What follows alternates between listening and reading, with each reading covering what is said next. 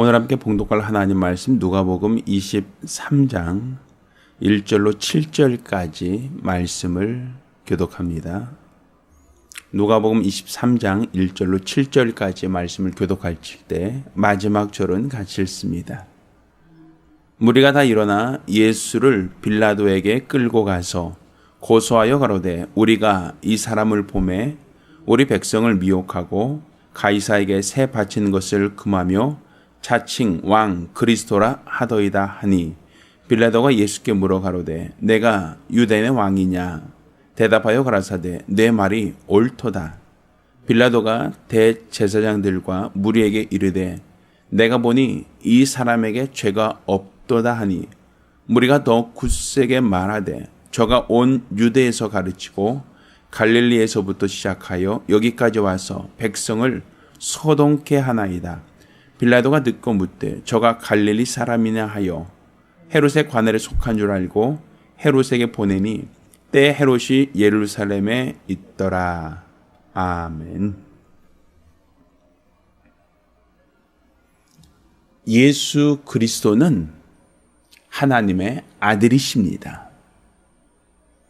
예수 그리스도께서 우리와 똑같은 육체를 갖고 있다 할지라도 그 육체는 우리 인간처럼 흙으로 만들어진 육체가 아니라 말씀이 육신을 입으시고 이 세상에 나타나신 하나님이시다. 이게 바로 우리의 믿음입니다.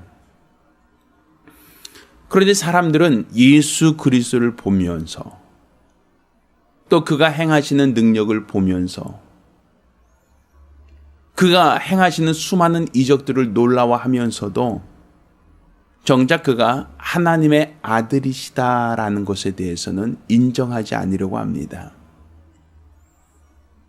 분명 그들은 하나님의 아들이 자신들을 구원하기 위하여 오실 것이다.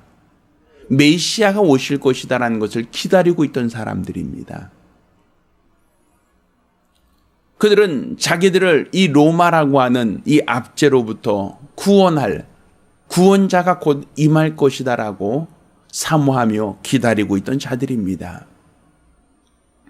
그런데 정작 예수가 오셨을 때는 예수를 알아보지 못합니다. 왜? 내 생각대로 그분이 일하지 않으시거든요. 내 생각에는 메시아가 오면 빌라도와 헤롯에 대하여 그들을 쫓아내고 이스라엘 백성을 결집하여 독립시켜 줄 줄 알았는데 그들을 이 이방에서 구원할 줄 알았는데 예수 그리스도께서는 로마에 대해서나 아니면 헤롯에 대하여 어떤 반대적인 저항하지 않으신단 말입니다. 많은 능력을 행하시는 것을 보면 분명 하나님의 사람인 것 같기는 한데 그런데 헤롯의 잘못에 대하여 빌라도의 어떠한 그들의 압제에 대하여 뭔가 그들을 몰아내려고 하지 않는다는 얘기죠. 사람들이 예수를 보려고 따라옵니다. 때로는 5,000명 혹은 4,000명씩 사람들이 군중이 예수께 모여듭니다. 그럼 그 많은 세력을 구합해서 로마를 타도하고 로마를 몰아내자 혹은 헤롯을 몰아내자 이렇게 앞장서 줄 것을 기대하는데 정작 예수께서는 병자를 고치시고 죽은 자를 살리시며 때로는 5,000명을 먹이시는 그 놀라운 능력을 보여주시면서도 정작 그는 칼을 들지 않는단 말입니다. 이스라엘 백성들이 적들에게 포위당하거나 아니면 사로잡혔을 때 하나님께서는 사사라고 하는 하나님의 사람을 보내셔서 이스라엘 백성을 구원하셨던 그러한 이스라엘의 역사가 있습니다.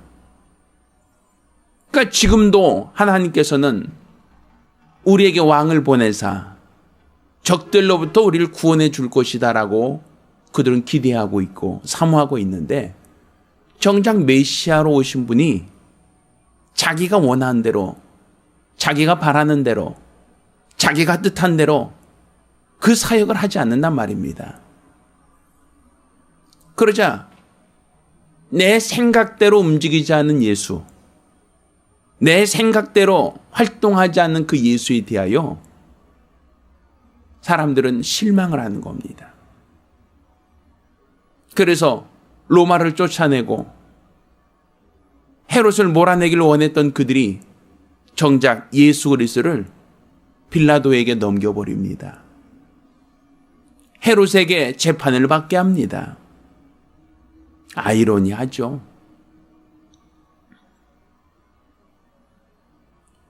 아니, 그들이 생각할 때 메시아라고 한다면 로마와 또 로마의 앞잡이라고 얘기할 수 있는 헤롯을 몰아내는데 앞장서야 될 지도자인데 그 지도자를 적들의 수중에 넘겨준다는 게 말이 됩니까?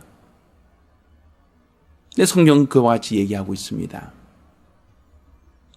로마 사람들이 예수를 집회에 대한 또 사람들을 많이 모으고 세력화되고 있는 것에 대하여 두려움을 느껴서 예수를 붙잡자, 예수를 죽이자라고 예수를 결박하는 것이 아니라 오히려 예수를 결박하지 않은 것은 로마 사람도 헤롯도 아닌 바로 이스라엘 사람들, 종교 지도자들이었다는 사실입니다.